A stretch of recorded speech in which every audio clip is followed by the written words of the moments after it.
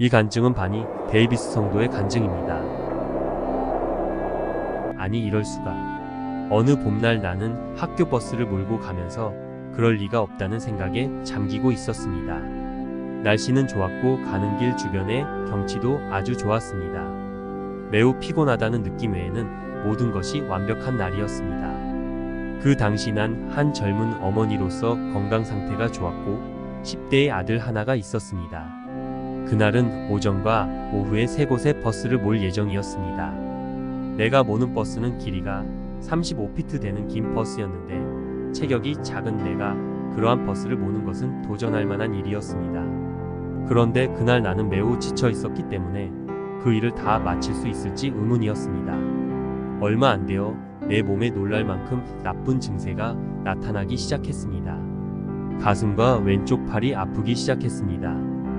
유방과 겨드랑이에 혹이 생긴 것이었습니다. 그 혹들은 물렁물렁했고 누르면 아팠습니다. 그 순간 내 머리를 짓누르는 듯한 고통을 느끼기 시작했습니다. 무언가 내 몸에 큰 문제가 생긴 것을 알게 된 것이었습니다. 학교 버스 운전자는 육체적으로 결함이 없어야 한다는 규칙 때문에 나는 의사를 찾아가 진찰을 받아보았습니다. 의사는 정밀 검사를 받으러 큰 병원에 가라고 했습니다. 나는 어릴 때부터 병든 자를 치료하시는 하나님의 능력에 대해 알고 있었습니다. 그래서 내가 해야 할 바를 보여달라고 주님께 기도했습니다. 몇 년 전 나는 하나님과 기독교 신앙 교육을 거부하고 떠나 있었습니다. 그 후부터는 담대히 기도할 수 없었습니다. 내 계획만을 위해서 주님을 떠난 나는 10대의 불신자와 결혼을 했습니다. 불신자라도 나중에 교회에 출석시키면 결혼할 수 있으리라고 생각했던 것이었습니다. 그러나 내 마음대로 되지 않았습니다. 하나님이 계시지 아니하는 가정은 정말 비참하였습니다. 아들이 태어났지만 그것으로 행복해지지 않았습니다. 나는 주님의 필요성을 절실히 느끼게 되었고 하나님께 용서를 빌면서 마음속 깊이 기도하였습니다. 하나님께서는 내 기도를 들어주셔서 내 영혼을 구원해 주셨고 어릴 때부터 알고 있었던 그 기쁨을 주셨습니다. 바로 그때로부터 주님은 나의 인도자여 상담자가 되어주셨습니다. 지금의 큰 위기의 상황 속에서도 주님은 나를 돌보아 주시리라는 것을 난 알고 있었습니다. 정밀 검사를 마친 의사는 암이 완전히 퍼진 상태라서 빨리 수술해서 암뿌리 부분을 제거해야 한다고 말했습니다. 그러나 나는 수술을 한다고 해도 암이 완전히 제거되지 않는다는 사실을 알고 있었습니다. 수술을 받고 싶지 않았습니다. 재정적으로나 영적으로나 그럴 여유가 없었습니다. 하나님께서 나를 고쳐주실지는 모르지만 고칠 수 있는 능력이 있으신 분이심을 알고 있기에 믿음으로 주님을 의지해야 한다는 생각이 들었습니다. 나는 의사에게 죄송합니다. 이 수술을 받고 싶지 않아요. 사는 것이 하나님의 뜻이면 살 것이고 그렇지 않으면 죽을 때가 다 된 거죠. 라고 말했습니다. 의사는 내게 경고하기를 병세가 심하기 때문에 2-3주 안에 수술받지 않으면 죽을지도 모른다고 하였습니다. 정밀 검사를 위하여 피부 조직을 절개하였기 때문에 암이 온몸으로 무섭게 번졌습니다. 통증은 더욱 심해갔고 몸은 점점 쇠약해져 갔습니다. 생명이 서서히 끊어져 가는 듯 했습니다. 내 영혼의 원수는 수술받지 않으면 죽는다라고 계속해서 말해댔습니다. 그러나 주님께서는 믿음을 가져라. 계속 버티어라. 라고 내 마음속에 속삭여 주셨습니다. 난 그대로 했습니다. 의심과 두려움이 생길 때마다 대항하여 싸웠고 주님은 내 영혼을 강하게 붙들어 주셨습니다.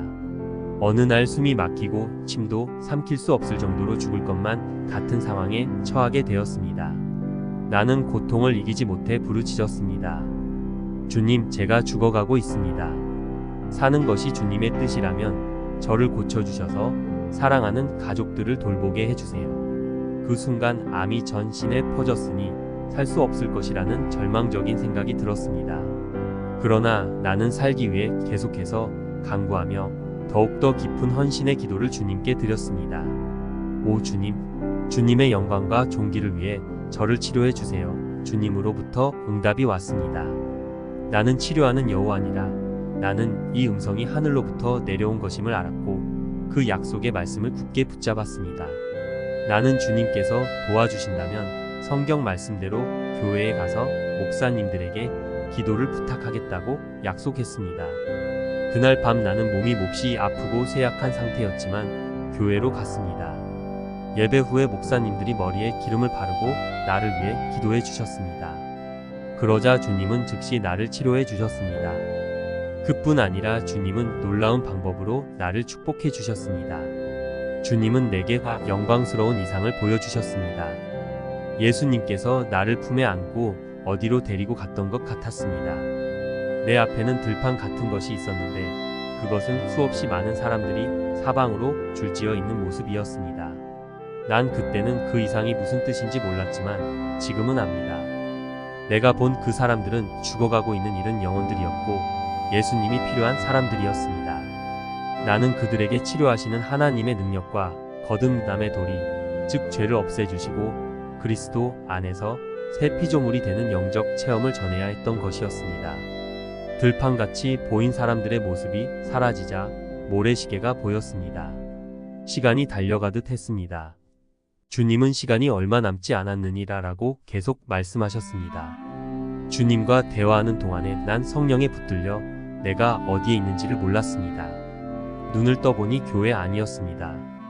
주위에는 성도들이 있었는데 그들은 내가 얼마나 쇠약해져 있으며 얼마나 고통을 당하고 있는지를 알고 있었습니다. 그러나 이제 상황을 바뀌었습니다. 내 몸에 새로운 힘이 생김을 느꼈습니다. 통증이 사라졌고 혹들도 없어졌습니다. 여러 날 동안 식욕이 없어 매우 여유였는데 이제는 식욕이 생긴 것이었습니다. 다음 날 암이 조금씩 없어지기 시작했습니다. 여러 주일을 그렇게 계속되더니 더욱 강해짐을 느꼈습니다. 병이 나은 후 학교 버스를 계속 몰게 되었습니다. 제 진찰을 받을 때가 되었는데 내가 사는 도시에서 가장 훌륭한 전문의사 4명이 면밀히 진찰한 결과 암의 흔적이 없다는 것이었습니다. 그로부터 지금까지 오랜 세월이 흘렀지만 재발하지 않고 나는 아직도 건강합니다. 주님께서 내 병을 고쳐주심으로 나는 인생의 새 출발을 하게 되었던 것입니다.